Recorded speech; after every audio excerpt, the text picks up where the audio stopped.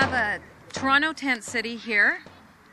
We have alumni and supporters, parents of former students, former students from Gallaudet University here to support what's happening at Gallaudet University. Jane Fernandez has been the newly appointed president for Gallaudet University. We're asking that she resign and that a new search process begin for president. Many tent cities are happening all over the United States, and Canada decided that we should get involved as well because we have many students who graduated from Gallaudet. As you can see, we have a lot of former students here.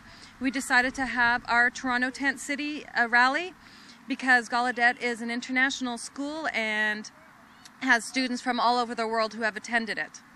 How much support does the protest have in the deaf community in Canada? I haven't taken an official poll, and I don't believe there has been an official count, but from my understanding, well, Canada is a very large country, and so we're one location in Toronto, and we're not the only one who supports Gallaudet, so there are quite a few. There were some people, because of geographic reasons, weren't able to come, but we do know here in Toronto, there were more than 100 people who were interested in coming today. We have people who are here from Ottawa, people who traveled here from Belleville just for the 3 hours today. We have some people from Rochester, New York, who are here supporting the protest that's happening at Gallaudet as well. Why are they here? Why do they feel so strongly? We feel that the identity of Gallaudet is eroding. Gallaudet has a beautiful, long-standing history. It's been a role model for the deaf community all over the world. Everyone has looked up to Gallaudet, and now we feel that the name is starting to erode. The reputation is going downhill. We want to show our support to the students at Gallaudet. We're also alumni. We're also supporting the faculty at Gallaudet. We want them to resolve this issue, and the way it can be resolved is to have the president-elect resign and then begin the search process all over again. This is actually killing me. It's killing me what we're seeing at the Gallaudet students and what's going to happen to the future of Gallaudet. When we moved back here to Ontario, I felt great because I was not alone. I have other alumni who are just as I have older alumni that I can look to. And I have alumni behind me that have just graduated from Gallaudet that they can look to me. And we have all given to our community in Ontario, and that is inspiring. We now need to look back and support the Gallaudet students who are there presently for their benefit, for our benefit, and for our younger generations.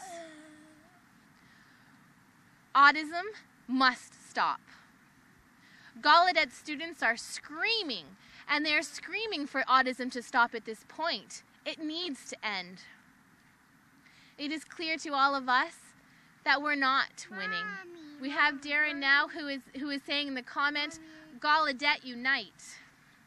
Gallaudet partner. Gallaudet unite. Okay, let me check and see that I've got a kid check here and I know where they all are. I am so inspired to see so many of you here. The students at Washington, D.C. and the way that they are doing what they are at Gallaudet inspires me. They are putting everything else in their life on hold and they are protesting 24/7. We go back to 1988. How many of you were on the Gallaudet campus in 1988 during the protests? Veterans, look at that. During 1988, how many of you slept? You know, maybe 30 minutes or an hour per night. That was it. You know, for 2 weeks during that struggle. And the goal was to remove the hearing president and to bring in a deaf president. And we worked so hard. During that week, I wouldn't be surprised if we all ran maybe 150 to 200 miles running around that campus. We were trying to run from one gate to another to make sure that we were able to lock out everybody, and it was a lot of work. You know, we wanted to support, and we couldn't. We had to get everybody up, and let's do this, let's do that. We had the police coming into the campus. We had all the buses moved to block the entrance. It was a lot of work for 2 full weeks. And we look at that in March. We saw so many of those students who buy tickets, and they usually go home. They usually buy their airline tickets. They go home to enjoy their March break. But so many of you ripped up your tickets, threw them in the bonfires. And the reason being was because you have a value. And you have a value for Gallaudet and for the deaf people in America, but internationally as well. We have the hearing individuals who have been in control for such a long-standing period of time, and we felt it is time, it was enough. How many of you agree with me? In 1988, when they did appoint a deaf president, and actually, it's a funny story, when we have I. King Jordan, who stood up and he said, I accept that I have lost. And Zinsser is now president. The students actually just grieved at the fact that he accepted that decision. And the rest of us stood strong. And we did not give up. For that entire week, I would walk to the dining hall and we would see King Jordan walking past me. And we would look at him and we'd say, well, why did you give up? Why did you do that? You should have supported us. We would have supported you. He did not respond. We went to the cafeteria, we sat at the cafeteria eating, and we would look to the TV,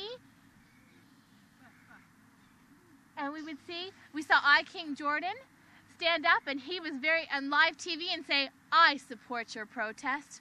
I support your protest. And I said, I just walked by him on the alley, and now he's standing here on live TV saying that he supports our protest. And what happened? What was the result? We won. We did it. We had I. King Jordan elected as our president.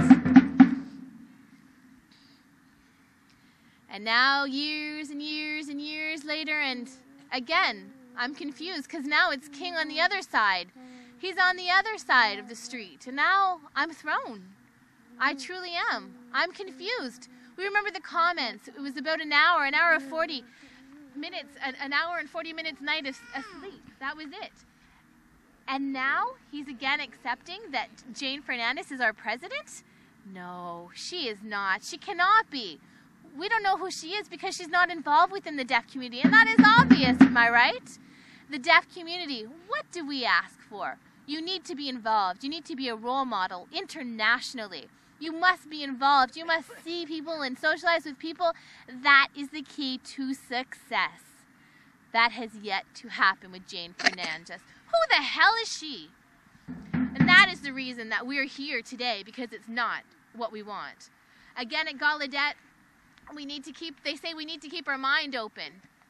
And it's not just something that's happening at Gallaudet University. It happens here in Ontario as well. It happens in Canada. It happens everywhere. We have hearing and we have deaf, and they have an identity. We have an identity problem. Individuals who are very much supporting of autism and others who are not. It has to stop. It must stop. Do we have an agreement here? We must continue to support Gallaudet and continue to fight. We need to fight for Ontario and for all of Canada. We look at children who are 3 years old who are starting to fight to get into Milton School. They have to fight to get in because the superintendent and the directors are hearing and know absolutely nothing about the deaf. Nothing. So we look now, we have principals who are deaf and who feel powerless because they don't have the full intention, they don't have the support. We're seeing everybody giving up and giving up and giving up. And now we need to look to Gallaudet because of the oppression and the autism that has happened for such a long-standing period of time. We don't want it to go on for another 100 years, do we? No. That's why we need to begin this fight. We need to continue this fight. We look at all of you and your prominent positions and where you've gotten yourselves to, and now we need to know that it's you. It's deaf, and you will be deaf until you're buried. Is that clear? Thank you for your support and your ongoing support at that.